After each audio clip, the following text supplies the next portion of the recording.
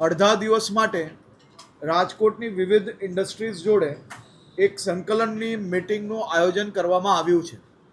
આ બેઠકમાં તમામ વિભાગોની એક ગ્રુપ મિટિંગનું બી આયોજન કરવામાં આવ્યું છે, જેનાથી જે ઉદ્યોગકારો છે, જે એમએસએમઈ, જે નાના ઉદ્યોગકારો છે, આ બધા જ લોકોને પડતી નાની મોટી મુશ્કેલીઓ કે વધુમાં વધુ ઇન્વેસ્ટમેન્ટ કઈ રીતે ઝડપથી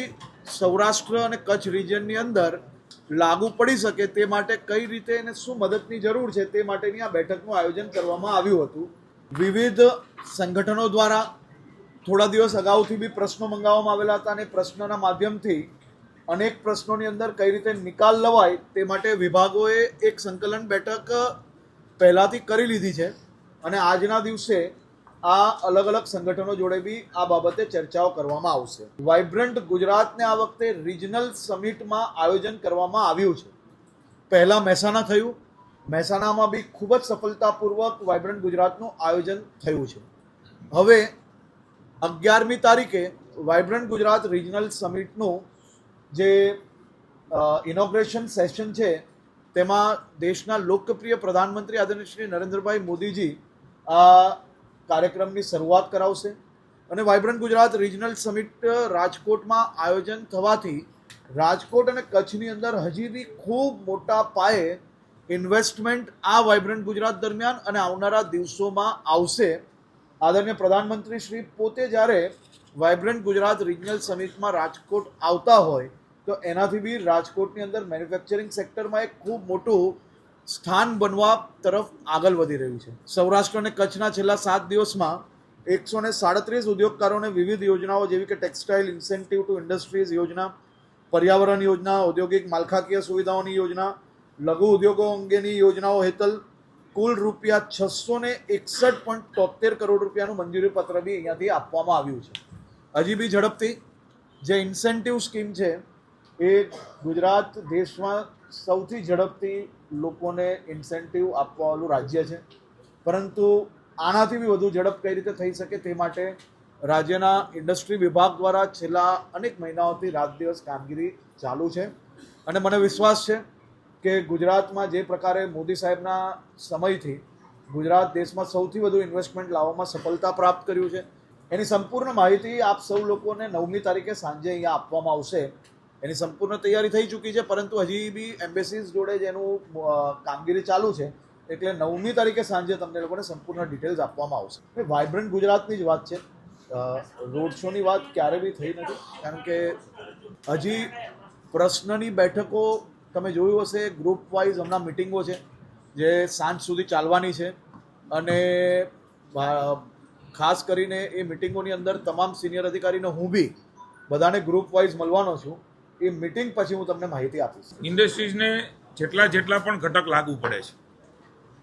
છે એ તમામ લોકોની સાથે અલગ અલગ 10 જેટલા રૂમમાં સમગ્ર સૌરાષ્ટ્ર કચ્છના વેપારીઓ, ઇન્ડસ્ટ્રીયાલિસ્ટો જે પોતાનો ઉદ્યોગ વ્યવસાય કરીને રાજ્યની અર્થતંત્રમાં મદદ કરી રહ્યા છે, અમારા સૌ ધારાસભ્યશ્રીઓ જેમણે સતત રાજકોટની અને સૌરાષ્ટ્રના સૌ ધારાસભ્યોએ પોતપોતાના જિલ્લાની ચિંતા કરીને માનનીય મુખ્યમંત્રીને નાયબ આપણા માનનીય મુખ્યમંત્રી હર્ષભાઈ જે ઉદ્યોગ પ્રધાન પણ છે એમને વાત કરી અને એમના કારણે સૌ પ્રથમવાર આ પ્રકારે એક ઝોનની અંદર રેવન્યુ એસીએસ આવે, ઇન્ડસ્ટ્રીઝ એસીએસ આવે, તમામ અલગ અલગ ડિપાર્ટમેન્ટો, હું તમને ગણાવું તો 22 જેટલા ડિપાર્ટમેન્ટો, એમના અધિકારીઓ,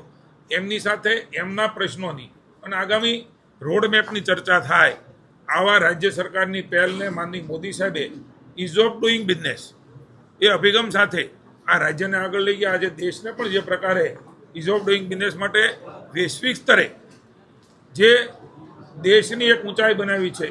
જ પ્રમાણે માનનીય મુખ્યમંત્રી ભૂપેન્દ્રભાઈના નેતૃત્વમાં અને હર્ષભાઈના માર્ગદર્શન નીચે આ પ્રકારનું રાજકોટની અંદર સમગ્ર સૌરાષ્ટ્રમાંથી ચેમ્બરના લોકોને બોલાવ્યા છે, વેપારીઓને બોલાવ્યા છે સૌરાષ્ટ્ર કચ્છના, અને એમની સાથે 1 to 1 પણ થાય ને સમૂહમાં પણ મિટિંગ થાય, સ્થળ ઉપર પ્રશ્નોનો નિકાલ થાય અને કેટલાક પ્રશ્નો નીતિવિષયક હોય તો રાજ્ય સરકારમાં લઈ જઈ અને હર્ષભાઈને મુખ્યમંત્રીની સાથે ચર્ચા કરીને નિર્ણય થાય। આ પ્રકારના અભિગમને હું પ્રભારી મંત્રી તરીકે આવકારું છું રાજ્ય સરકાર ભૂપેન્દ્રભાઈ અને નાયબ આપણા મુખ્યમંત્રી હર્ષભાઈને હું સૌરાષ્ટ્ર કચ્છ વતી ખૂબ ખૂબ આભાર માનું છું અને અભિનંદન આપું છું. મિત્રો, એ વખતે પણ મેં વાત કરી હતી કે બધું ટેન્ટેટિવ તૈયારીઓ એ તંત્ર દ્વારા થતી હોય છે. આપ સૌને પણ મેં મિટિંગ લીધી ત્યારે કહ્યું હતું, કારણ કે પીએમ સાહેબનો ટાઈમિંગ, એમની વ્યવસ્થાઓ, એમના કાર્યક્રમો આ બધાના આધાર ઉપર નક્કી થાય ત્યારે અમે આપણને કહીશું. આવી ચર્ચા કરી હતી. સ્વાભાવિક છે એનો સમય બચે અને આપણને જાજો સમય મળે એ પ્રકારે મોદી સાહેબ હંમેશા જાજામાં જાજો સમય એની ફળશ્રુતિ કેવી રીતે મળે. એટલે અત્યારે જે હજી પણ ટેન્ટેટિવ છે કે કદાચ એ સીધા જ હેલિકોપ્ટર દ્વારા જે સ્થળ છે મારવાડી ત્યાં પહોંચે, જેનાથી આપણો ખૂબ મોટો સમય એ આવનારા સમયમાં સૌરાષ્ટ્ર કચ્છનો જે રોડમેપ બનવાનો છે, જે ઇન્ડસ્ટ્રીઝ, જે અલગ અલગ દેશના લોકો આવી રહ્યા છે, હર્ષભાઈ હમણાં વાત કરી એમ આખો કાર્યક્રમ એ સૂચિત છે. એ કાર્યક્રમ નક્કી થાય એટલે આપને પુનઃ એકવાર જણાવવામાં આવશે. પણ આનંદની વાત એ છે કે મોદી સાહેબ એ સૌરાષ્ટ્ર કચ્છના રિજિયોનલ વાઇબ્રન્ટ સમિટમાં આવી અને નવી ઉર્જા, નવી દિશા અને નવો વિકાસ આપતા જવાના છે. Thank you.